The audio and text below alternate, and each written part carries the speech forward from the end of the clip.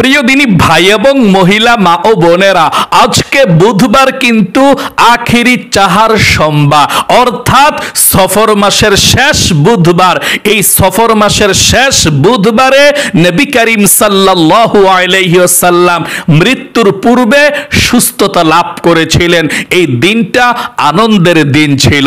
তাই আমার মহিলা মা বোন ভাই বোন আপনাদেরকে বলবো, আজকের এই গুরুত্বপূর্ণ আখিরি চাহার সোমবার দিন অথবা রাত, আজকে সফর মাসের শেষ বুধবারে ইংরেজি আগস্ট মাসের 20 তারিখে আপনি দিন অথবা রাত যেই কোনো সময় মাত্র 2 রাকাত নফল নামাজ যদি একটি নিয়মে পড়ে আল্লাহর কাছে দোয়া করতে পারেন, আমার মহিলা মা বোনরা যতই অসুস্থ থাকুক, ক্যান্সার থাকুক, হার্টের সমস্যা থাকুক, ডায়াবেটিস থাকুক, শারীরিক যেই কোনো অসুস্থ থাকুক, আল্লাহ রাব্বুল আলামিনের কাছে দোয়া করলে আল্লাহ সুস্থ করে দেবে।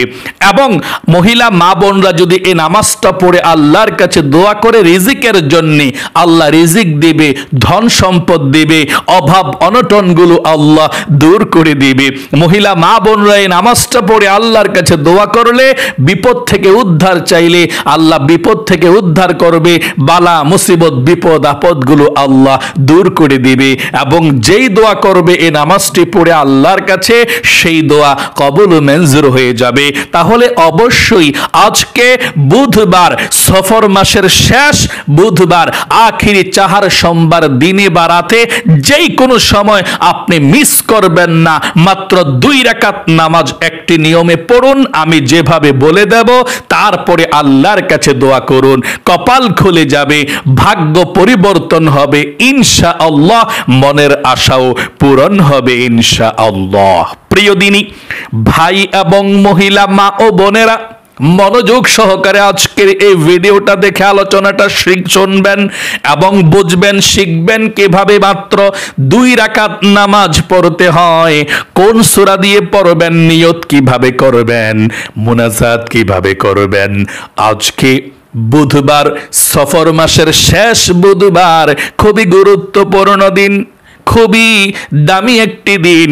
নবী করিম সাল্লাল্লাহু আলাইহি ওয়াসাল্লাম এই বুধবারে, সফর মাসের শেষ বুধবারে সুস্থতা লাভ করেছিলেন কিছুটা। আল্লাহর নবীজি মৃত্যুর পূর্বে এই সফর মাসের মধ্যে কয়েকদিন অসুস্থ, কয়েকদিন একেবারে খারাপ, শরীরটা একেবারে অসুস্থ হয়ে গিয়েছিল, বেশিরভাগ সময় অসুস্থ ছিল।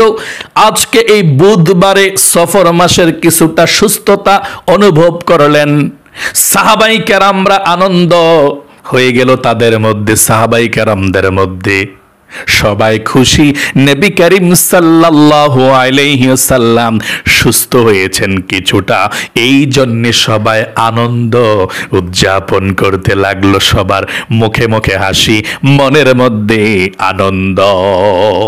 তারপর নবী করিম সাল্লাল্লাহু আলাইহি সাল্লাম সফর মাসের পরে রবিউল আউয়াল মাসে মৃত্যুবরণ করেছে, দুনিয়া থেকে বিদায় নিয়ে চলে গিয়েছে। প্রিয় দিনী ভাই এবং মহিলা মা ও বোনেরা, এই পৃথিবীর মধ্যে কেউ থাকতে পারবে না আজকে আখিরি চাহার সোমবার দিন থেকে আপনি আল্লাহর কাছে বলবেন, আল্লাহ আমার জীবনের সমস্ত গুনাহগুলো ক্ষমা করে দাও, আজকে থেকে আমি তোমার পথে চলে আসলাম, আর কখনো গুনাহের দিকে যাব না। চলে যেতে হবে। পৃথিবীর মধ্যে কেউ থাকতে পারে না, অতীতেও থাকতে পারে নাই, এখনো থাকতে পারে না, ভবিষ্যতেও থাকতে পারবে না। আল্লাহ বলেন, কুল্লু নাফসিন যায়িকাতুল মাউত, প্রতিটি প্রাণীর মৃত্যুর স্বাদ গ্রহণ করতে হবে। এবং আল্লাহ নবীজিকে বলেছেন, ইন্নাকা মাইয়িতু ওয়া ইন্নাহু মাইয়িতুন, নবী হে আপনি কাফের মুশরিকদেরকে বলুন, সবাইকে বলুন আপনি যে আমিও মরণশীল, তোমরাও মরণশীল, পৃথিবীর মধ্যে কেউ বেঁচে থাকতে পারবা না। তাহলে প্রিয় দিনী ভাই এবং মহিলা মা ও বোনেরা, আজকে বুধবার খুবই গুরুত্বপূর্ণ দিন, দোয়া কবুল হবে। আমার মহিলা মা বোনরা যদি আজকে আখেরি চাহার সোমবার দিন অথবা রাত, আখেরি চাহার সোমবার কাকে বলে জানেন? আখেরত তো শেষ, চাহার সোমবার অর্থ বুধবার, চাহার সোমবার অর্থ বুধবার, মানে শেষ বুধবার নবী করিম সাল্লাল্লাহু আলাইহি সাল্লাম কিছুটা সুস্থ অনুভব করলেন আল্লাহর রাসূল। তাই আমার মহিলা মা বোনদেরকে বলবো, আপনি 2 রাকাত নামাজ পড়বেন ইনশাআল্লাহ। নামাজের নিয়ম কানুনটা বলে দিচ্ছি, মনোযোগ সহকারে শুনুন। নিয়ত কিভাবে করবেন, মুনাজাত কিভাবে করবেন, কোন সূরা দিয়ে পড়বেন বলে দিচ্ছি। তাহলে আপনাদেরকে গভীর মনোযোগ সহকারে শুনতে হবে, আপনাদের ভাগ্যটা পর্যন্ত পরিবর্তন হয়ে যাবে এভাবে আমলটি করতে পারলে। চলুন তাহলে শুরু করা যাক। আজকে বুধবারে আখিরি চাহার সোমবার দিন অথবা রাত, যেই কোনো সময় আপনি সর্বপ্রথম ওযু করবেন। আমলটি করতে হলে রাত অথবা দিন যেই কোনো সময় আপনি সর্বপ্রথম ওযু করবেন সুন্দর করে। আল্লাহর নবীজি বলেছেন, ওযু করার প্রথমে যদি কেউ বিসমিল্লাহ না পাঠ করে তাহলে তার ওযুটা পরিপূর্ণ হয় না। এই জন্যে ওযু করার প্রথমে আপনি পাঠ করবেন বিসমিল্লাহির রহমানির রহিম।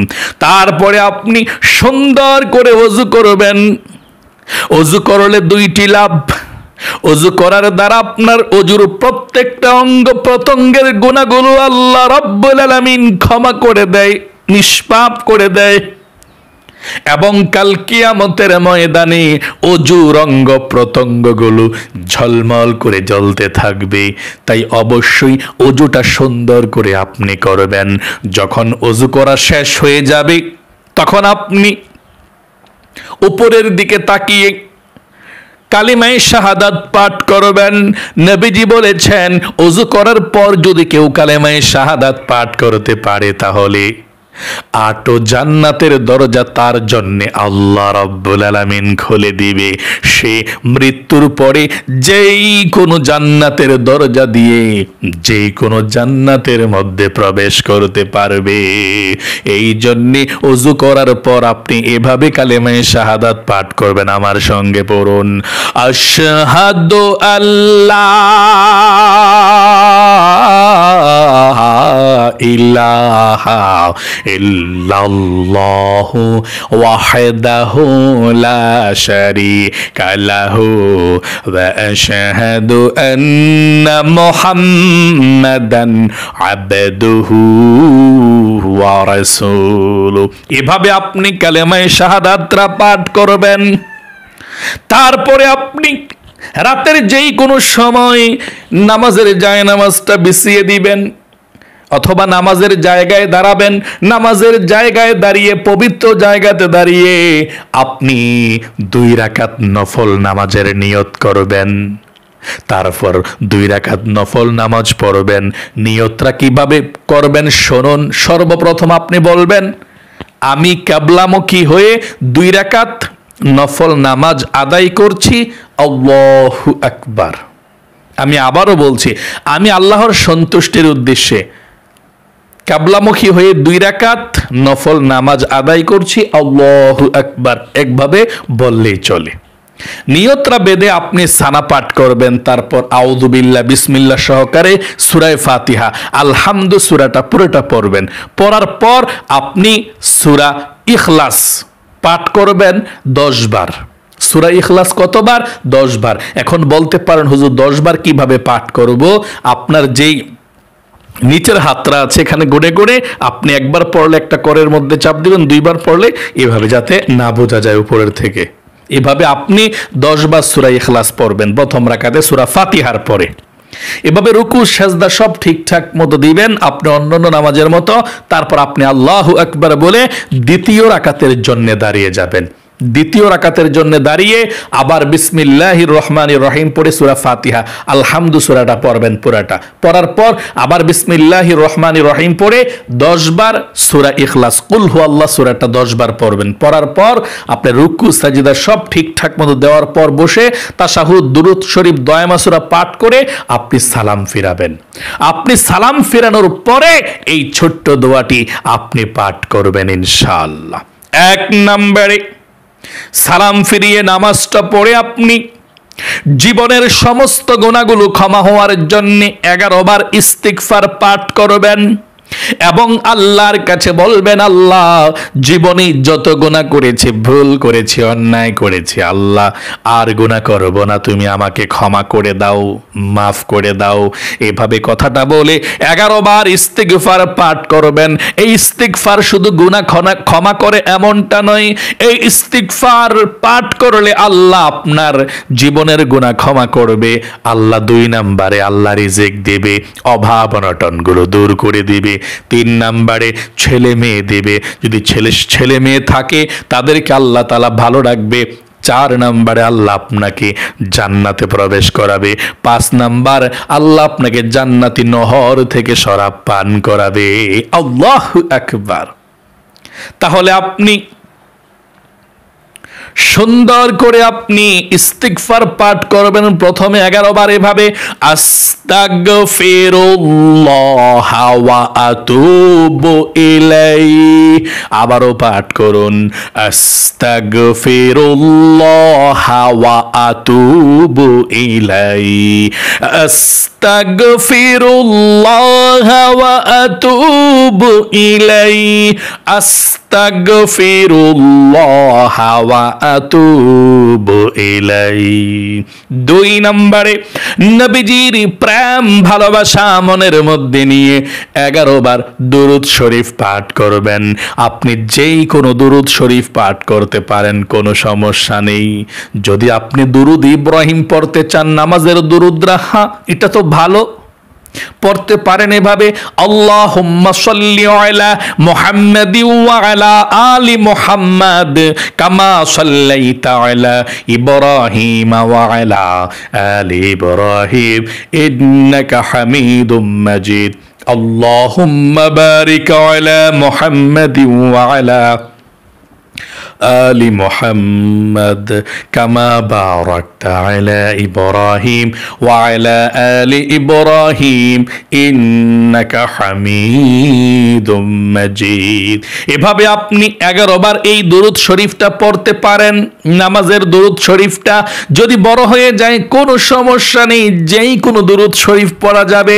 আপনি এই ছোট দুরূদ শরীফটাও 11 বার পাঠ করলে হবে। যেমন সাল্লাল্লাহু আলাইহি ওয়াসাল্লাম, সাল্লাল্লাহু আলাইহি ওয়াসাল্লাম, সাল্লাল্লাহু আলাইহি ওয়াসাল্লাম 11 বার পাঠ করলে কোনো সমস্যা নাই, হয়ে যাবে। 3 নম্বরে আপনি কালিমা তয়্যিবা 11 বার পাঠ করবেন। এই কালেমা পাঠ করলে আল্লাহ আসমানের দরজা খুলে দেয় এবং এই কালেমা পাঠ করলে আরশে আজিমের নূরের খুঁটিটা হেলতে থাকে, দুলতে থাকে। আপনাকে যতক্ষণ পর্যন্ত ক্ষমা করা না হবে, দোয়া কবুল না হবে, ততক্ষণ পর্যন্ত নূরের খুঁটি হেলতে থাকে। যদি আপনাকে আল্লাহ ক্ষমা করে দেয়, মাফ করে দেয়, তাহলে নূরের খুঁটি স্থির হয়ে যায়। এই জন্যে আপনি কালেমা তয়্যিবা 11 বার পাঠ করবেন এভাবে, লা ইলাহা ইল্লাল্লাহ, লা ইলাহা ইল্লাল্লাহ, লা ইলাহা ইল্লাল্লাহ, লা ইলাহা ইল্লাল্লাহ। এভাবে আপনি পাঠ করে সর্বশেষ একবার পাঠ করবেন পুরাটা, লা ইলাহা ইল্লাল্লাহ মুহাম্মাদুর রাসূলুল্লাহ সাল্লাল্লাহু আলাইহি ওয়াসাল্লাম। এভাবে আপনি দুরূদ শরীফ পাঠ করে কালিমা তয়্যিবাটা পাঠ করবেন 11 বার। 4 নম্বরে এই ছোট দোয়াটি পাঠ করবেন 11 বার। আল্লাহ আপনার দুনিয়াকেও সুন্দর করে দিবে, আখিরাতকেও সুন্দর করে দিবে। আল্লাহ দুনিয়াকেও জান্নাত বানিয়ে দিবে, শান্তির জায়গা বানিয়ে দিবে, আখিরাতকেও শান্তির জায়গা বানিয়ে দিবে যদি আপনি দোয়াটি পড়তে পারেন। আল্লাহর নবীজি প্রতিদিন প্রতি মুনাজাতের মধ্যে এই দোয়াটি পাঠ করতেন। আপনি এই মুনাজাতের দোয়াটি আপনি এভাবে বসে বসে 11 বার পাঠ করবেন। এই দোয়াটি আমার সঙ্গে পড়ুন। রব্বানা আতিনা ফিদ দুনিয়া হাসানাতাও ওয়া ফিল আখিরাতি হাসানাতাও ওয়া কিনা আযাবান নার। এভাবে আপনি 11 বার দোয়াটি পাঠ করবেন। রব্বানা আতিনা ফিদ দুনিয়া হাসানাতাও ওয়া ফিল আখিরাতি হাসানাতাও ওয়া কিনা আযাবান নার। তারপরে আপনি আল্লাহ রাব্বুল আলামিনের কাছে মুনাজাত করবেন। আল্লাহুম্মা আমিন বলে মুনাজাত করে আল্লাহর এই নামটা ধরে 3 বার ডাক দিবেন। ইয়া যাল জালালি ওয়াল ইকরাম, ইয়া যাল জালালি ওয়াল ইকরাম, ইয়া যাল জালালি ওয়াল ইকরাম। আল্লাহ রাব্বুল আলামিনের কাছে সর্বপ্রথম জীবনের সমস্ত গুনাহগুলোর কথা বলবেন যে আল্লাহ, জীবনে যত গুনাহ করেছি, অন্যায় করেছি, আল্লাহ জীবনের গুনাহগুলো ক্ষমা করে দাও, নিষ্পাপে গুনাহ মাসুম বানিয়ে দাও।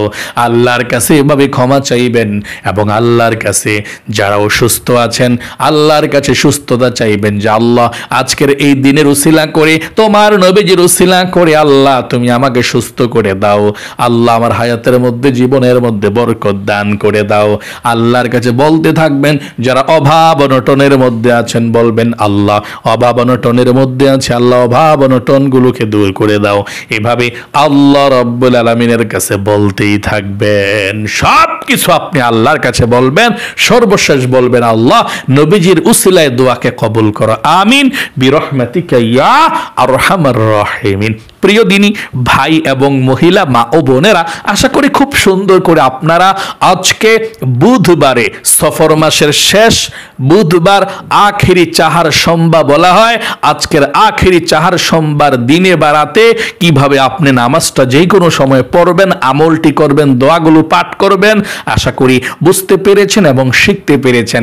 আল্লাহ আপনাকে এই নামাজটা পড়ার তৌফিক দেখ এবং এই আমলগুলো করার তৌফিক দেখ। আপনার জীবনকে সুন্দর করুক, বিপদ আপদ দূর করুক, সবসময় সুস্থ রাখুক। সকলে কমেন্ট বক্সের মধ্যে লিখবেন আমিন এবং ভিডিওতে একটি লাইক দিবেন। যারা কমেন্ট বক্সের মধ্যে আমিন লিখেছেন এবং ভিডিওতে একটি লাইক দিয়েছেন, আল্লাহ তাদেরকে তুমি কবুল করো, মঞ্জুর করো। জীবনে একবার মক্কা মদিনায় নাও, লক্ষ লক্ষ টাকার মালিক বানাও, আমিন। আজ এ পর্যন্তই, আবারও অন্য কোনো ভিডিওতে দেখা হবে ইনশাআল্লাহ। সেই পর্যন্ত আপনাদের সকলের সুস্বাস্থ্য আল্লাহর কাছে কামনা করে আজ এখানে বিদায় নিচ্ছে। আসসালামু আলাইকুম ওয়া রাহমাতুল্লাহি ওয়া বারাকাতুহু।